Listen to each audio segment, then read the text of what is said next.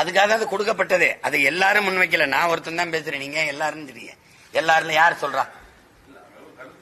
கருத்து இல்ல, நான் தான் சொல்றேன். நீங்க ஒரே நாடு ஒரே ரேஷன் கார்டு கொண்டு வந்தது இதுக்கு தான். ஒரே நாடு ஒரே ரேஷன் கார்டு. ஏன் ஒரே நீர் இல்ல?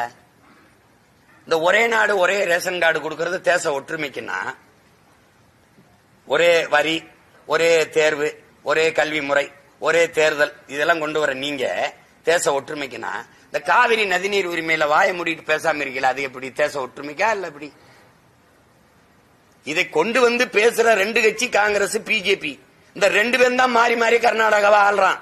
ஆனா ஒரு தேசினத்தின் மகன் நான் என் உரிமைக்கு நிக்கும் போது, என் நதிநீர் உரிமைன்னு கேட்கும் போது நீ வாய மூடிட்டு நிக்கிறிய. ஏன் நீ என்ன இறையாண்மை பேசுற? நீ என்ன தேச ஒற்றுமை பேசுற? தேச துரோகி நீங்கள். ஏன் ஒரு தேசினத்திற்கான நதிநீர் உரிமையை தலையிட்டு பங்கிட்டு பெற்றுத்தர முடியாத நீங்கள் இறையாண்மையும் ஒருமைப்பாடும் பேசுவது எவ்வளவு வேடிக்கையானது, எவ்வளவு பெரிய ஏமாற்று. எப்படி இது? ஒரே நாடு ஒரே ரேஷன் கார்டு. எனக்கு ரேஷன் கார்டு கூட பீகார்ல போய் நான் வரிசையில் நின்று கொடுத்துட்டேன்னா பாப்போம். இங்க மானங்கட்ட கூட்டமாயிட்டோம் நாங்க. அதனால நீ வந்து நின்னுகிட்டு ஒரே ரேஷன் கார்டு, அவனுக்கு வாக்குரிமை கொடுன்ற. இந்த 10 ஆண்டுகள் ஐயா மோடி பிரதமர் ஆனதுல இருந்து எத்தனை லட்சம் பேர் வண்டி இருக்கோம்? ஒரு நாளைக்கு 4000 பேர் தொடர் வண்டியில வந்து இறங்குறான். எங்க இருக்கான்? எல்லாருக்கும் வாக்குரிமை கொடுத்தா அவன் ஒரே மொழி இந்திங்கிற அடிப்படையில ஒருங்கிணைஞ்சிருவான். நாங்க தமிழ்ங்கிற அடிப்படையில ஒருங்கு இணையல. நாங்க பெருத்த இனக்கூட்டத்துல பெருத்த எண்ணிக்கையில் இருக்கிறது வன்னியன் தான். ஆனால் ஒரே சாதியாவும் நாங்க ஒன்னா நிக்கல. அடுத்து பறையர் ஒரே சாதியாவும் நாங்க ஒன்னா நிக்கல.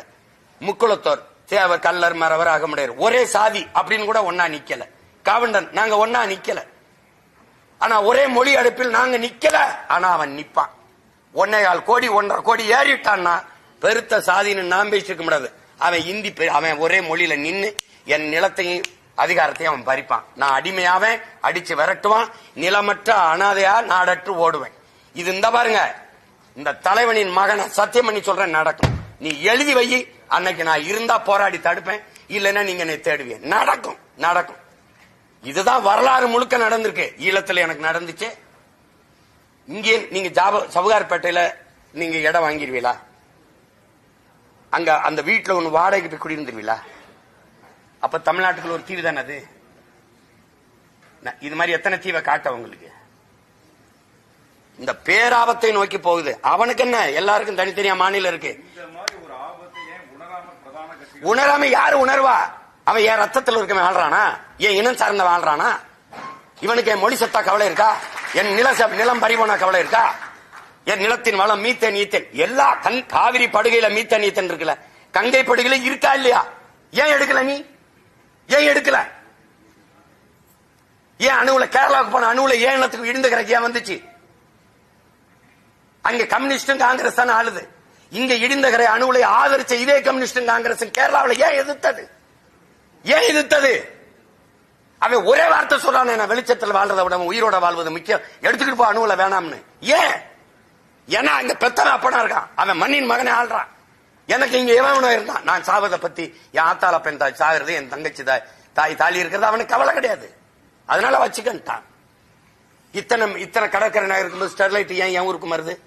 தாமிர தட்டுப்பாடு, தண்ணீர் தட்டுப்பாடை பத்தி நீ பேசாத. நீ தாமிர தட்டுப்பாடை ஏன் பேசுற? அவ்வளவு முக்கியமான ஆலை தானே.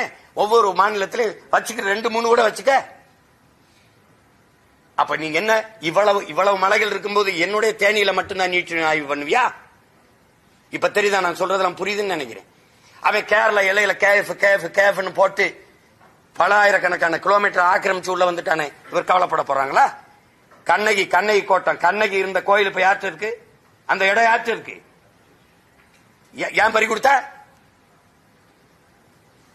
பேசுனா இனவரியன் பாசிஸ்ட்.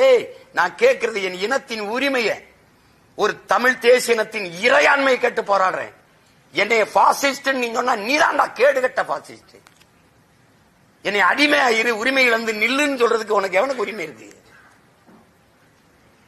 இத பத்தி கவலைப்படுவாரா? ஐயா ஸ்டாலின் கவலைப்படுவாரா சொல்லுங்க. இல்ல யாரு கவலைப்படுவா? கவலைப்பட்டிருந்தா எனக்கு என் இனத்துல கோவைனா எனக்கு எந்த பெருமையும் இல்லை. ஏண்டா நாட்டு விடுதலைக்கு போராடி கழுத்திருகி மூச்சு கசிந்து செத்தவன்டா என் பாட்டன் தீரன் சின்னமலை. அவன் வேற 2000 கோடி என் காசுல கட்டின அந்த மேம்பாலத்துக்கு வீர பெரும்பாட்டன் தீரன் சின்னமலை மேம்பாலம் வைக்க முடியாதா? சிடி நாயுடுன்னு வைக்கிறீங்க, சாதியை ஒழிச்சு விட்டு. ஊவே சாமிநாத ஐயர்னு வச்சா என்ன தமிழ் தாத்தா? அவன் தமிழ் இலக்கியம் இருந்திருக்குமா சொல்லுங்க? அவன் பேர ஊவே சாமிநாதன் எழுதி வைக்கிற. முத்துராமலிங்க தேவர், அந்த தேவரை நாங்கெல்லாம் சத்தமுறை அறவட்டத்துக்குள்ள போடுற. இத நாயுடு, நாராயணசாமி நாயுடு. இப்ப உங்க அதிகாரம் உங்க அடையாளத்தை நிறுவுது. அப்ப எங்க அடையாளத்தை மீட்டு உருவாக்கம் செய்வாது எங்க அதிகாரம் வேணும்னு நாங்க நினைப்போம்ல. எங்க அடையாளத்தை நிறுவுவதற்காவாது, அப்ப எங்கள் மொழியை மீட்பதற்காவாது. நீ சமஸ்கிருதம் எந்த இடத்துல இருக்கு? எந்த மாநிலத்தின் தாய்மொழி? எல்லா மாநிலத்திற்கும் மொழிவழி மாநிலம் பிரிச்சு இல்ல. சமஸ்கிருதத்துக்கு எந்த மாநிலம் பிரிச்சுங்க? தெலுங்குக்கு இருக்கு, கன்னடத்துக்கு இருக்கு, பீகாரிக்கு இருக்கு, குஜராத்துக்கு இருக்கு, மராட்டியனுக்கு இருக்கு, மலையாளிக்கு இருக்கு, தமிழனுக்கு இருக்கு. இருக்குல்ல இருக்குல்ல. சமஸ்கிருதத்துக்கு ஒரு மாநிலம் சொல்லு. இல்ல இல்ல, நீனே 24,800 தான் மொத்தமா பேசுறதுன்னு கணக்கு கொடுக்குறீங்க. அப்ப எதுக்கு இவ்வளவு நிதி ஒதுக்குற? சமஸ்கிருதத்தை கட்டாயமாக்குற, சமஸ்கிருதம் படிக்கணும்னு கொண்டு வர. ஏன்? செத்து போன உன் தாய்மொழியை உயிர்ப்பிக்க நீ அதிகாரத்துக்கு வந்து துடிக்கிற. செத்து கொண்டிருக்கிற என் தாய்மொழியை உயிர்ப்பிக்க நாங்க அதிகாரத்தை பிடிக்க துடிக்கிறோம். இது ரெண்டுக்கு என்ன? நீ என்ன? நீ நேஷனலிஸ்ட், நான் பாசிஸ்ட் ஆயிருவேனா? எப்படி?